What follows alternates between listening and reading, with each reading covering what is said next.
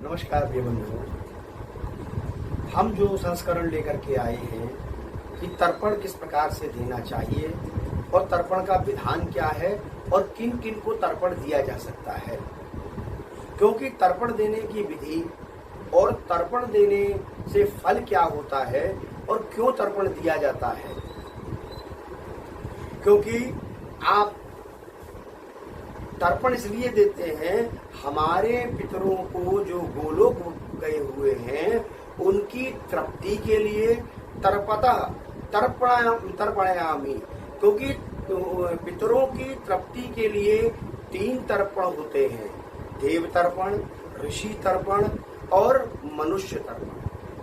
अब इसमें दिव्य पुरुष तर्पण जो है इनका विधान अलग अलग है। सबसे पहले पूर्वाभिमुख होकर के सुंदर वस्त्र पहन करके, अंगोछा जरूर होना चाहिए, अंगोछा डाल करके। यहाँ सबसे बड़ी बात ये है कि मिट्टी का और लोहे का पात्र नहीं होना चाहिए।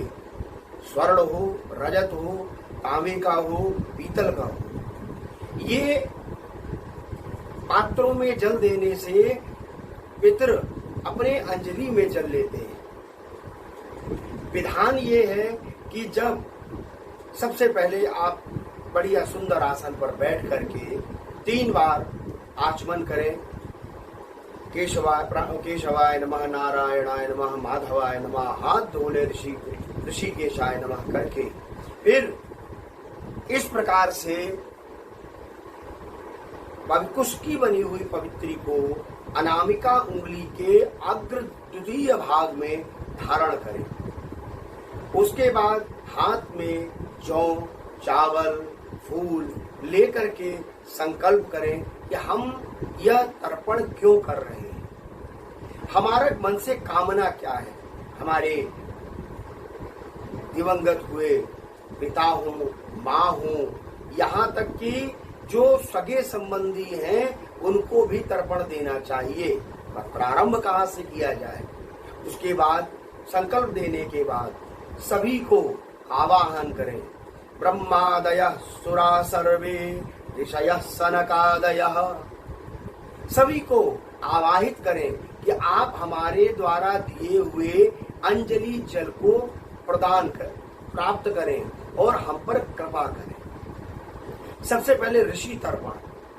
अंगुली के अग्रभाग से इस प्रकार से कुश का मोटक बना करके, नहीं तो 3 कुशों को आपस में बांध करके भी आप कर सकते हैं। अग्रभाग में रख करके और ऋषि तर्पण करें।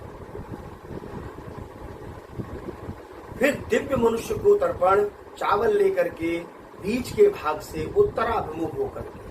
उसके बाद जब पितृ तर्पण करेंगे तो पितृ तर्पण के लिए काले तिल को लेकर के और दाहिनी तरफ, विधान तो ये है कि दाहिने विमुख हो जाए, दक्षिणाभिमुख हो जाए।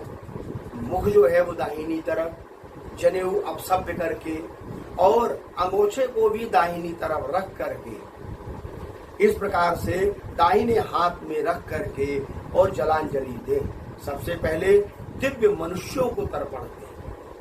दिव्य मनुष्यों को तर्पण देने के बाद उसके बाद उसी अंजलि से 3 बार पिता को तर्पयामि, बाबा के लिए, पर बाबा के लिए।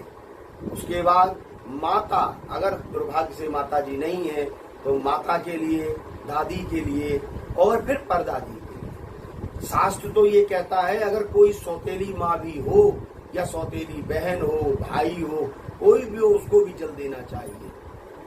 उसके बाद पत्नी को, बहन को, बुआ को, जो इस धराधाम पर नहीं है उन सभी को जलांजलि देनी चाहिए। उसके बाद प्रमुख बात मैं आपको बता रहा हूं कि नाना नानी का भी तर्पण करना चाहिए। नाना का लिए अलग और नानी के लिए अलग, मामा के लिए जो दिवंगत हो गए हैं उन सबको, क्योंकि बिना मातृपक्ष के तर्पण किए हुए तर्पण मान्य नहीं होता है। सबसे लास्ट में भीष्म पितामह को तर्पण करें। भीष्म पितामह का तर्पण करने के बाद उनको वंदन करें कि आप सभी हमारे इस तर्पण को स्वीकार करें, क्योंकि ब्रह्मात्र पक्ष और भीष्म पितामह को अगर तर्पण न किया जाए तो कोई भी पितृ तर्पण हो, ऋषि तर्पण हो, देव मनुष्य तर्पण हो, यह स्वीकार नहीं किया जाता। मान लीजिए आप घर पर कर रहे हैं, तब तो ये विधि है। अगर आप किसी भी जल में कर रहे हैं तो जल को अपने सिर के पास से ले जाकर के, जिस विधि से मैं बता रहा हूं, अग्रभाग से, मध्य भाग से या दक्षिण भाग से, इस प्रकार से जल देना चाहिए। वहां पर पात्र की कोई मान्यता नहीं है। अंत में भगवान सूर्य को जल दे करके सभी पितरों को देवताभ्य पितृभ्यश्च महायोगिभ्य एव च नमः स्वाहायै स्वधायै नित्यमेव नमो नमः, इस प्रकार भगवान सभी पितृ भगवानों का ध्यान करते हुए कि आप 15 दिन भाद्र शुक्ल पक्ष पूर्णमासी से आश्विन कृष्ण पक्ष अमावस्या तक जो भी हम आपको जलांजलि दें वह आप स्वीकार करके हमारे घर में सुख समृद्धि और जैसे आप कृपा बनाए हुए हैं उसी प्रकार से आप कृपा बनाए। नमस्कार केवल।